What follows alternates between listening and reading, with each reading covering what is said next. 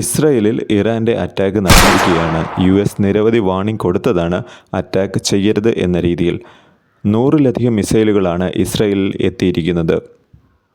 Iran missile അറ്റാക്കിൻ്റെ responsibility ഏറ്റെടുത്തിട്ടുണ്ട്. Israel Iran back ചെയ്തിരുന്ന ഹിസ്ബുള്ളയെ അറ്റാക്ക് ചെയ്യുകയും ഹിസ്ബുള്ളയുടെ തലവനെ വധിക്കുകയും ചെയ്തിരുന്നു. അപ്പോഴേ ഇറാൻ്റെ ഭാഗത്തു നിന്ന് വാർണിംഗ് വന്നിരുന്നു, ഞങ്ങൾ ഇതിന് പ്രതികാരം ചെയ്യുമെന്ന്. ആ പ്രതികാരമാണ് ഇന്ന് ഇസ്രായേലിൻ്റെ മണ്ണിൽ നമ്മൾ കണ്ടത്.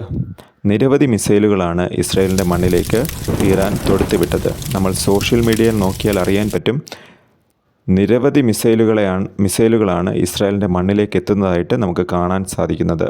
ഇസ്രായേലിൻ്റെ അടുത്ത രാജ്യമായ ജോർദാനിലും സിറിയയിലും മിസൈലുകൾ കടന്നു പോകുന്നതിൻ്റെ വിഷ്വൽസും വരുന്നുണ്ട്. ഈ എയർ സ്ട്രൈക്കിൻ്റെ ഇൻറ്റൻസിറ്റി നമുക്ക് ഈ വിഷ്വൽസിലൂടെ കാണാൻ സാധിക്കും.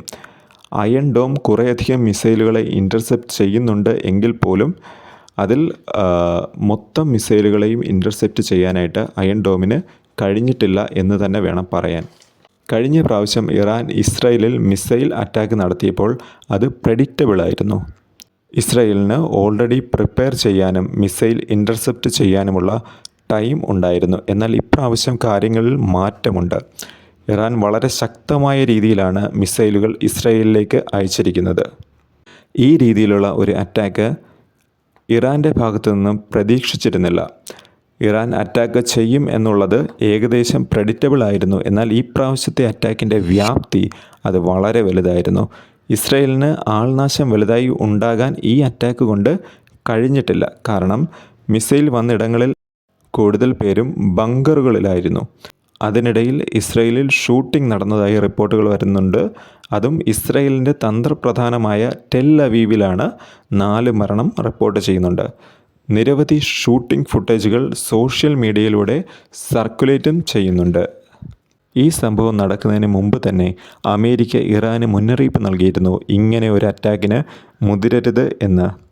ഇറാൻ അതൊന്നും കാര്യമാക്കിയതേയില്ല. അമേരിക്ക തിട്ടൂരത്തിന് ഇറാൻ നിന്നു തരില്ല എന്നുള്ള ഈ മെസ്സേജാണ് ഇറാൻ ഇന്ന് ലോകത്തിന് കൊടുത്തിരിക്കുന്നത്. അറ്റാക്കിന് ശേഷം ഇസ്രായേൽ എങ്ങനെ പ്രതികരിക്കും എന്നുള്ളതാണ് ഇനി കാണേണ്ടത്. നെതന്യാഹു UN അസംബ്ലിയിൽ പറഞ്ഞതാണ് ഇപ്പോൾ ഓർമ്മ വരുന്നത്. ഇറാൻ്റെ എല്ലാ സ്ഥലങ്ങളിലും ഇസ്രായേലിന് എത്തിച്ചേരാൻ കഴിയും എന്ന രീതിയിലാണ് ഇസ്രായേൽ പ്രധാനമന്ത്രി UNൽ സംസാരിച്ചത്. എന്നാൽ ഇസ്രായേൽ അങ്ങനെ ഒരു അറ്റാക്കിന് മുതിരുമോ എന്നുള്ളതാണ് നമുക്ക് കണ്ട് മനസ്സിലാക്കേണ്ടത്. കാര്യം ഹിസ്ബുള്ളയെ പോലെയോ ഹമാസിനെ പോലെയോ അല്ല. ഇറാൻ എന്ന് പറയുന്ന ഒരു രാഷ്ട്രമാണ്, ശക്തമായ സൈന്യമുള്ള ഒരു രാഷ്ട്രമാണ്. സോ എങ്ങനെയായിരിക്കും ഇസ്രായേലിൻ്റെ അടുത്ത സ്റ്റെപ്പ് എന്നുള്ളത് ആകാംക്ഷയോടെ ലോകം കാത്തിരിക്കുകയാണ്. ഗുരുതരമായൊരു സ്ഥിതിയിലേക്ക് പോകാതിരിക്കട്ടെ എന്ന് ആഗ്രഹിക്കുന്നു. നമസ്കാരം.